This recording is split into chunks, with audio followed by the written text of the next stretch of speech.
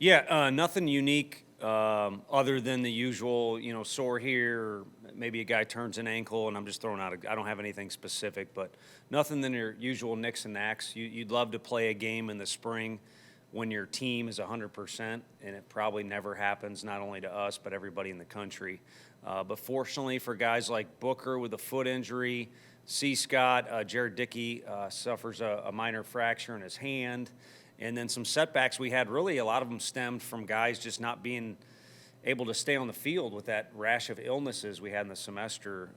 Right now, most of that is behind us. So we feel good about the fact that we're out there, everyone's present on day one today, but we also have a sense of urgency that we've got a lot of work to do. With Halverson, I know you've spoken about him in radio interviews and whatnot. Seems like he's doing fine. Is he on a load management type of deal, or how full go is he at this point? Yeah, no more than the other guys. I think with he and Joyce, both of them have not pitched competitively in quite some time, and they have faced hitters. About a week ago is when it would be, and then they'd throw again in the scrimmage tomorrow. So we'd be foolish, they'd be foolish if they didn't say they need to kind of get a little cozy out there with some outings. But otherwise, those guys have utilized the free time that they've had. And it's tough when a young kid gets injured, but I think most coaches nowadays try and spin it and realize, okay, if you can't do this, it stinks, but it does mean you can dedicate more time to this. And both those guys have just been on a mission, literally from the instant they had an injury and had the few moments of being emotional about it, and then just gotten after it. And they're two as physical of pitchers as you're going to find in the SEC, and I think that's going to support their health. How different is the pitching competition, I guess, going to this season, whereas last year we're talking about maybe 6 guys, and now it just probably is 3. In what order are they falling into? Yeah, I think this deal's a little different because you got some guys that are a little more proven. Blade was sore at the beginning of last year, and it just opened up the door for a lot of guys that, I don't know, you'd call them wild cards, but, this time of year, maybe 2 weeks a little closer to the season a year ago, or like, I guess we're going to lean on these freshmen pretty good. And any coach, any sport, you're going to have at least a cloud over your head or a bubble over your head of different thoughts, like which way is this going to go? How's he going to handle pressure situations and things like that? I think for the bulk of the competition, we kind of know what we got. It's just a matter of where do we think guys help the team most, and then how are the guys going to capitalize on the opportunities we give them starting in Arizona and then thereafter. And then the freshmen, somebody's going to jump up, and it may be a couple guys that jump up and grab important innings, but it's an interesting class. It's probably depth-wise as good of a class as I've been around pitching-wise. But also, I don't know if you can call it COVID at this point, but we're blessed with some good arms. Those freshmen are going to need to be patient and understand there's a progression, a natural progression here. Dolander's a good example. Last year, he had a great year. You look at his freshman year, like most freshmen, he needed to go through some things and learn some things. So the bulk of the guys are experienced. We'll find out where we think they fit in. And then the freshman class is just going to be fun to work with. And I know they're ambitious, so we'll see which couple, 2, 3 guys jump up and are able to grab some really vital innings for us. How much of that competition in the field do you want or expect to be decided by the time y'all begin play in Arizona, and how much is that going to continue on in the pre-conference slate? This team has a different story to write than other teams, again, across the country, but in particular on this campus, than last year or the year before. And I think something that this team has is a little bit more open competition position player-wise. We said that at the beginning of last year, and then some guys just flat out took ownership of some of those spots. I mean, Jarrell was one of 3 or 4 candidates to be the second baseman, and he didn't give us much choice starting on day one. So maybe that'll happen with this club, but I think more so, for instance, we go to Arizona, you're probably going to see 3 different starting lineups in the outfield for those three spots. And one guy might start in the outfield and DH, or, Dickey's fully capable of catching. As of now, we've kind of steered him more towards the outfield just as of now. We've only been practicing a little bit, so some combinations there. Kind of on that catcher position, how important is it to have 3 or guys ready to rock and roll? That way you can stay fresh, one can go to DH, and just the quality of of depth at the position, and how is Taylor kind of leading that group? Yeah, no, it affects how you feel in May and June. Where if we're fortunate enough, I forget what it was. We had an umpire explaining a rule to our guys, and he brought up, when you get in a regional, when you get in a super, that's not guaranteed. We're not guaranteed to go to Hoover. But you would like to have plan A be, hey, we're going to play deep into May, play in June. So it's important how your body feels then. And, we're not NBA guys, so we don't need load management. But at that position where you're squatting, depth is crucial. And it's very challenging to go through a whole year just being healthy. I mean, Coach Elander, when he was catching at TCU, he jumped and laid out full extension against a team and landed on a bat weight, I believe, on the on-deck circle. So he was out for a few days. So as tough as he is, and you see how physical he is, it's tough to go a whole year without kind of missing a game because of something pops up here and there. So depth is huge. And Charlie's certainly taken ownership. I think last year, him being called upon in the regional and the reaction he got from the fan base and how well he played, too, gave him a lot of confidence. And he's ridden that horse, so to speak, to start off this year and take some ownership of that position. But by no means is he our starting catcher on opening day. But he will be, he will start in Arizona at some point. I feel confident in that.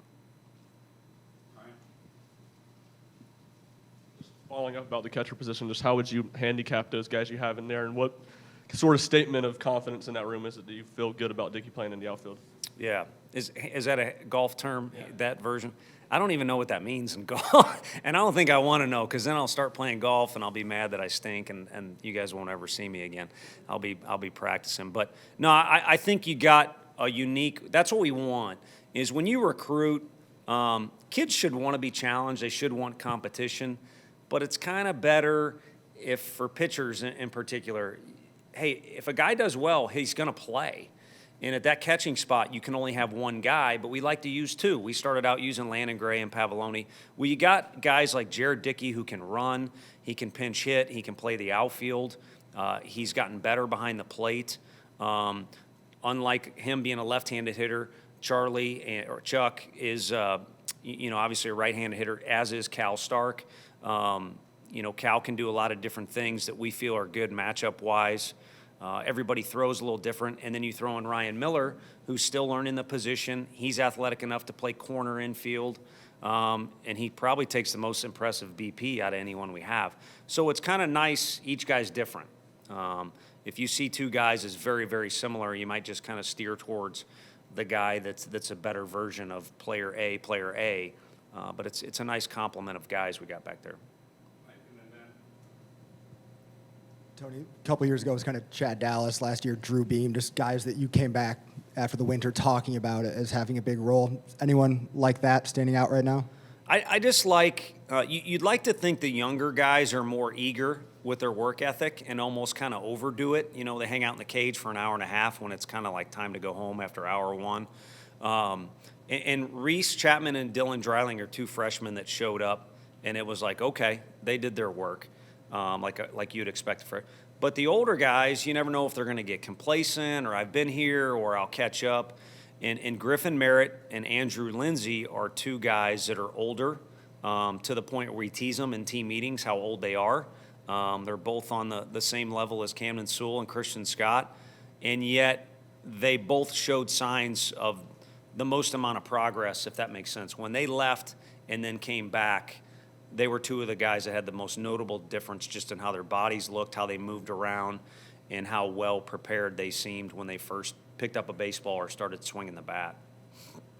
I guess with those freshman outfielders, how do they compare with guys like Jordan Beck and Drew Gilbert when those two were freshmen, because they kind of came in with the same profile as a recruit, and how have you seen them grow since they got on campus? Yeah, it's an opportunity to bring up one thing. We kind of thought we had a three-headed monster out there, and we still could, with Stanwich and then Dreiling and Chapman, who I mentioned. Now, Stanwich, for what would be good to everyone respect his privacy, although I don't think it's anything to hide, is going to take a semester to get some things sorted out, and then ideally is back here in the fall to join his two buddies. And when I say back in the fall, with the team doing his thing. But those three kids are as talented as Drew and Jordan. And now to kind of narrow the focus to the two I mentioned, guys that deserve playing time. As of now in Arizona, Reese and Dylan have to be included in that conversation. Like Drew and Jordan, they're finally the wave of guys we're getting that say no to the draft. And not that it's wrong to say yes to the draft, but the SEC is littered with guys who could have went pro out of high school but are attracted to the conference. And fortunately, those numbers of guys are starting to stack up for us. And that's the easiest way for me to describe Dylan and Reese is they're capable of doing that out of high school. At the same time, they're young, so they have a lot to learn. Exciting future for those two guys in those spots. And to be honest with you, they should be thinking the future's now.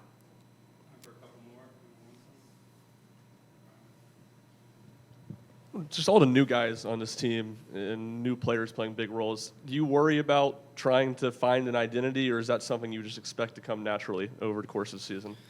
Yeah, I worried about at the first pitch banquet not remembering someone's full name. So we had them take the microphone and they introduced themselves, and that was an awesome event. I guess this is a decent opportunity to thank everybody that came because we're outgrowing each building we go to each year, and we were in a huge space this year on campus, a beautiful spot in the Union, and we maybe have outgrown that. So pretty cool. But no, those guys all did a good job, and that was a night where, because they had the mic in their hands, some guys were able to do some things and kind of come out of their shell and show who they are. And that's really all it's about as far as finding yourself or finding a team image. We can hand a T-shirt out to them if we want that says, we're the Vols, we do this. Some people think we're villains or whatever, so great, throw a T-shirt on. That doesn't mean you're going to be a certain way. Who you are every day is who you are. And I think there's a noticeable difference in some of those guys the second semester. They realize when Frank says this, he's not only teasing you, but he's kind of getting a point across that this is an area you need to get better. Or if I kind of bring a guy up in a team meeting with a joke included, it might actually be my way of praising him or saying that he should be confident in this area. You know, just different examples are not easy to illustrate. They're going through my head. So day in and day out, they just need to become comfortable. And this team is this team. And I like the unique challenges this team has that are different from the 2020 roster. And, I bring that up. The 2020 roster, I don't know where they had us, but that was the only time I've been a part of a team where we're like, we kind of got something that no one knows yet. For instance, Crochet, a guy that can go straight to the big leagues. That team would have been deserving of a really high ranking. I think this year, maybe because of the 20 team and the 21 team, so on and so forth, this team probably has been bolstered up a little bit too much. And we need to center our attention on not, do we fit in that top crop? Well, first of all, you're not going to know till conference play anyway. But start channeling our energy to who are we, what do I need to do for us to be the best version of us, and we're right in the middle of that deal. Lost some leaders from last year's locker room, and I know it's early and you did have fall, but has there been any kind of leaders emerge and kind of take ownership of that role? Yeah, I don't know what Griffin will do, and I don't look at the internet stats other than if we're kind of trying to make a certain decision or stuff. We got our own little group of stats that we do, probably like Coach Barnes does, stats that maybe aren't even on the ticker tape in the arena. So, having said that, regardless of what he does, I'm astounded at how quickly he became a leader when he wasn't even here last year. So I think that's a guy that fills that role. I think Jared Dickey's been itching to be that guy. Christian Moore has such a strong personality, you can almost feel it coming off of him. And he's still finding out that's other people, that's what they feel. So have an idea of how you want that to come off. And so I think there's some leadership there. And then, Blake Burke was such a good teammate last year in a year where he should be starting at first base. But you got a 39-year-old in Luke Lipsius playing there, so he's got to bide his time. And probably more than most sophomores, it's kind of like I want some ownership of this thing. So those are just a few examples in that area. And then the pitching is kind of easy to talk about. I mean, guys now can say, I've been there. I know what this looks like. This is how you do it. And it kind of all filters up to Camden Sewell, who I wish Camden Sewell now could watch a videotape of Camden Sewell just every day in the dorm and at the field as a freshman. It's almost a different human being. And not that he was in a bad place then. He contributed for us and was a great player, great teammate. But now it's a deal where you almost kind of feel like including him in some of the coaching staff meetings, not all.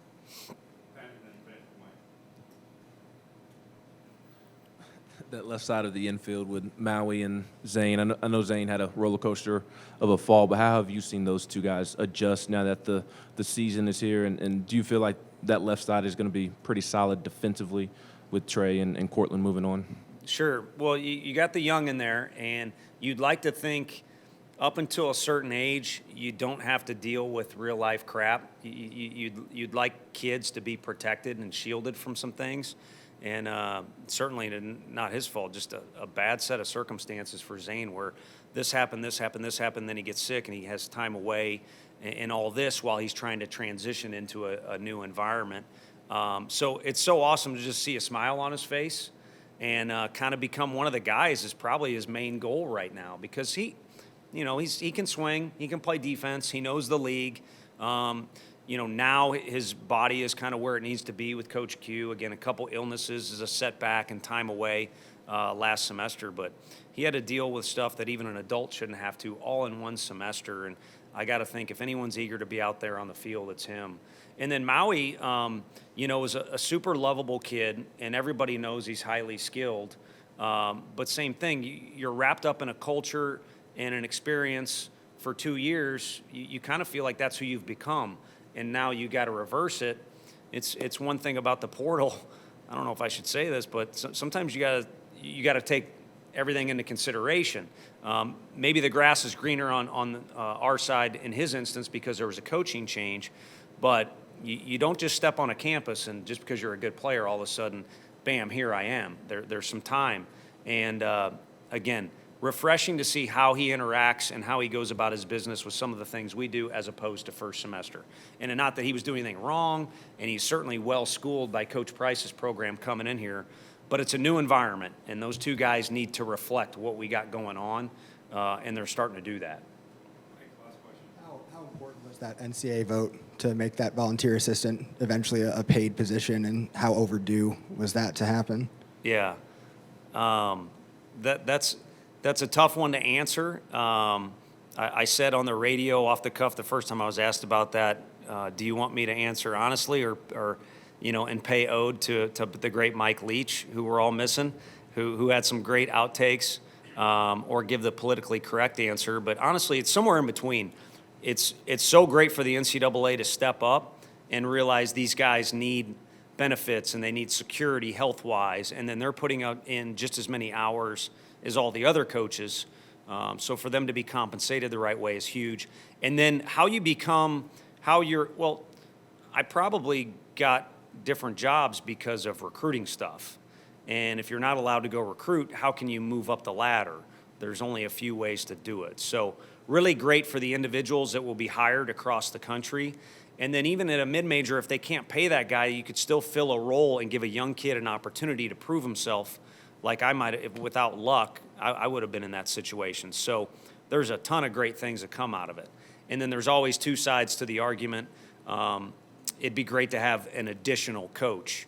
So I've gotten emails. Some people that are in baseball don't even realize yet the volunteer position will go away and a full-time position will be added. It was kind of worded in a quirky way in a lot of articles that came out when that first happened. Hey, this guy's now going to switch into that. Well, that's not how it's going to work. Everyone's going to get an opportunity to hire somebody, and then the volunteer position, for some good reasons and some, like I said, you'd love to have an additional coach, will evaporate. Thanks, Coach. Thank you all.